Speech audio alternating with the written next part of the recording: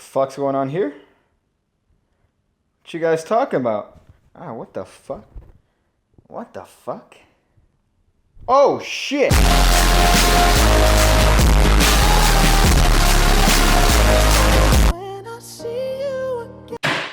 There's nothing that people love more than using magic movies to facilitate pattern points in the context of card tricks. So because of that simple fact that everyone knows, today I'm going to show you guys a trick that I like to call the prestige card trick, because it talks about the movie and it really engages the spectator in the idea of being two places at the same time. So let's just get started here. So we have a deck, a fairly expensive deck. If you want to see a hot review of this deck, you should click up here where people do to check things out. So this deck is shuffled by you. It goes without saying you don't want the spectator touching these very expensive Theory 11 playing cards. So the deck is mixed, and you have the spectator touch a card and as little as they possibly can, and they look at this card, and of course it doesn't matter if I see it. In this case, it's the two of hearts.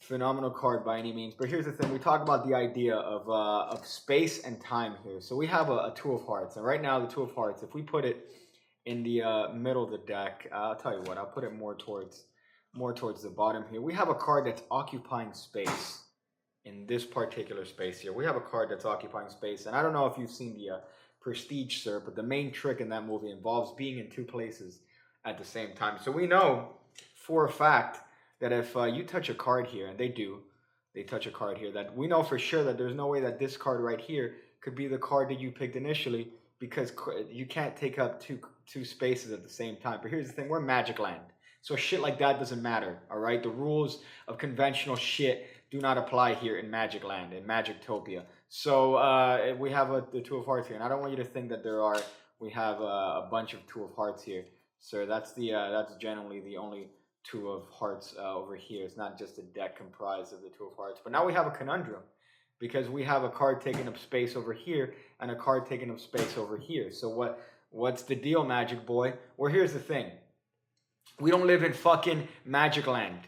We don't live in Magic Land here. We live in the real fucking world where rules apply. So you can't be two places at the same time. So obviously that two has been here since we started. I don't know what you think we live in, sir, but you better start thinking realistically. You better start thinking realistically, because it's honestly bullshit at this point that you think magic is real.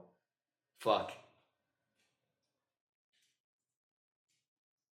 So that's a trick. It's kind of a weird one, honestly. It's a weird trick. I like it. I like it a lot, but it's more of a presentational idea here than an actual full blown trick. But it's a good one. You have a couple subtleties here and a couple sleights that obviously you need to employ to facilitate the action here, but they're not hard, and anyone with reasonable reach will be able to accomplish this feat. So here you have the deck. It's mixed, it's shuffled, and you have the spectator touch any card. We're gonna do the old ambitious card here ploy of, while they're looking at this card, while they turn it over face up in a deck, you're gonna take this card against your body and just flip it face up and risk kill. We're gonna do this here and maintain a break. Because in a moment we're actually going to do a double lift here, and it's going to help if we do this here to avoid doing a top changer, to avoid doing some other switch here. So we just do the simplest one. They look at this card and you just turn this card over to yourself. You could do it on your thigh if that gets you aroused, but ultimately you need a card face up on top of the deck with a pinky break below it. So they're looking at this card and you say, oh, it doesn't matter, sir, and you're talking about being two places at once, the prestige, yada yada yada. You put this card on top of the deck and obviously reestablish that break. So now we're ready for a double lift, and you say, so now we have a card occupying space. You're going to put it in the middle of the deck here. Now you're going to spread about more than a quarter of the deck and drop it on the table, and make a point here of getting this card and putting it more towards the bottom. You want them to remember this point here. So you say, I'm going to just take the card and put it a little bit closer to the bottom here. The reason being is because obviously this is an X card going in somewhere near the bottom of the deck. But when you spread the cards at the end, their card is going to be near the bottom, so it's going to make sense. Now, when you put these cards on the table, you want to make sure that they're a little bit askew, which gives you, again, a motivation to pick them up later and square it up when doing the secret move. You see the thought process of these tricks here. There's a lot of thought that goes into this because of the magician making them. So here, now you pick up this half and you say, see, because your card's in here, it would be impossible to be two places at once. So we know one thing, and you have the spectator touch this card, any card they want.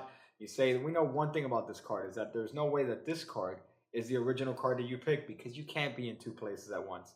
And then you do a double lift here, of course, and show them that rules don't apply here because we're in Magic Land. So you show them the card they picked. Now, a good subtlety here is because you're doing a double lift and there's a slight bend in the cards here, by just lifting up with the thumb over here at the left corner, then you're going to get a break here automatically without doing much work. You're going to get a break there. So you're going to be able to pick the card up and stick your little pinky in there like your prom night. And there you go. You're going to be ready to do a double lift here without really doing much work. So now you say, oh, we're in Magic Land where rules don't apply here. So you're going to turn this double over and you're going to apply a technique here known as the crotch subtlety here.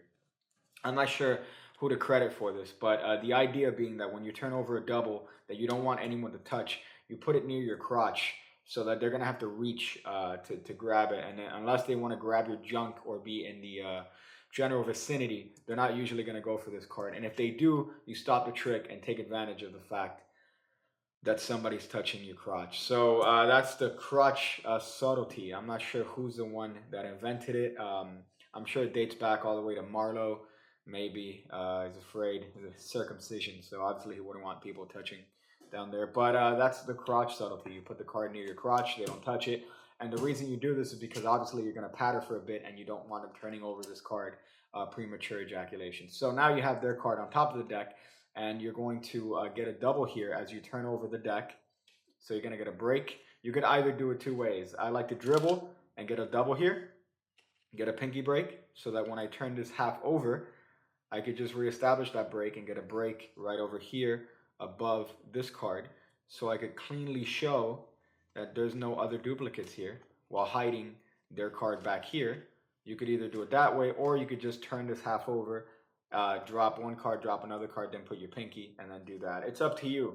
This is a free land where you're able to do anything you want, unless you're in one of those countries where you don't have rights. But anyways, as here, so you spread through and show that there's no duplicates here, you know, you're not using a tricky deck.